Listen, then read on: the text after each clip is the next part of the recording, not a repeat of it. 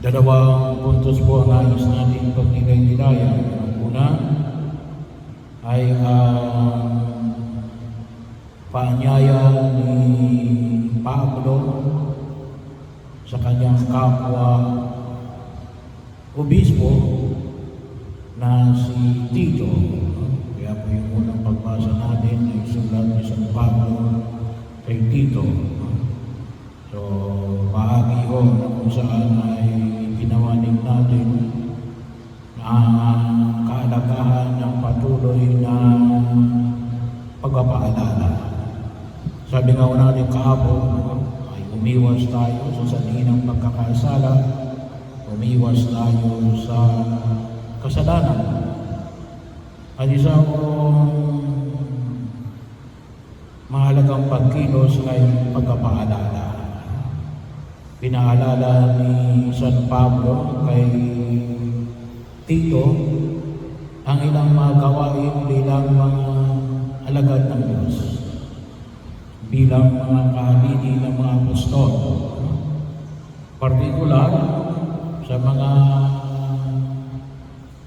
kababaihan at kalalakihan, katulad na ipinamanig, na magturo ng ilang mga bagay na pagpapaalala sa mga kababaihan, katulad na halimbawa na paglalasing, hindi lang pala lalaki at hindi lang pala ngayong panahon na ito, yung mga problema na hinaharap natin ay hindi lamang ngayon mangyayari, kahit anong panahon pa ng mga apostol ay naroon na rin. Gayun din naman yung paalala ni Pablo kay Tito na rin pagsabihan ng mga lalaki at ang mga kabatang lalaki natin, katulad na rin na paggamit ng tamang pananalita, yung tinatawag natin right use of word, yung tama at tamang pananalita ay kinakailangan maging mag-ingat para may isang katuin mo lang mga ilan. Hindi na natin isa-isa. Pero ito ay pagkapahayag ng paalala ng kapwa obispo, sa kapwa obispo, na ito ang ilang mga dapat na isang katuparan at ipahayag. Hindi lamang nung kapanahunan nila, ngunit maging sa hanggang ngayon.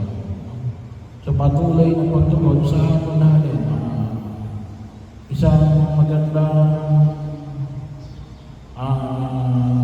halimbawa para makaiwas sa pagkakasala ay paalala.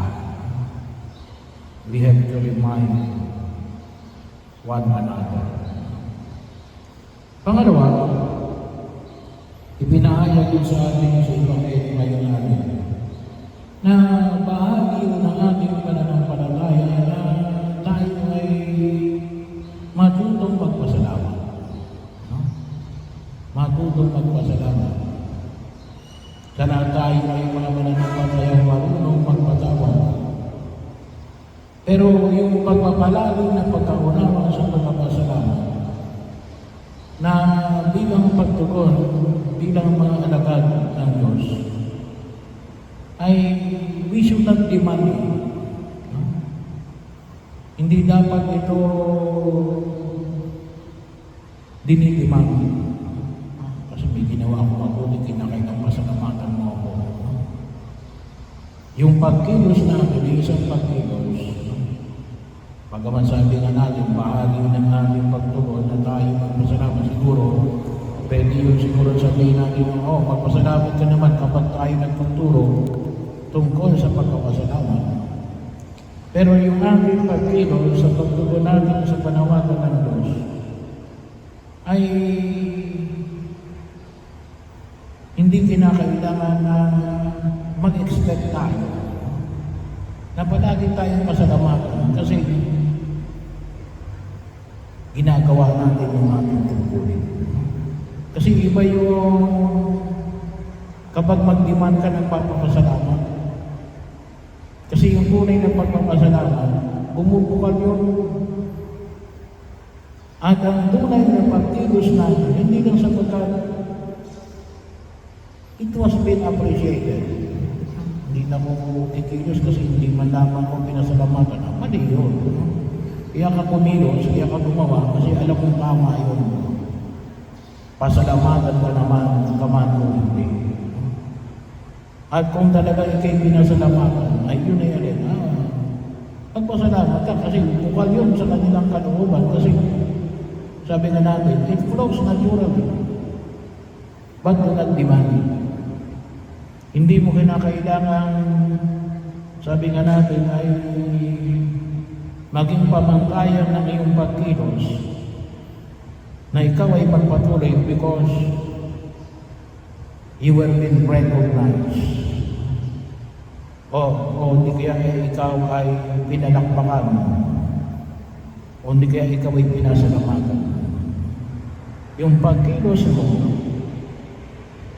ay hindi nakabase sa pagpapasalamat ng iba. Good kung iyon ay kinikilala ng iba.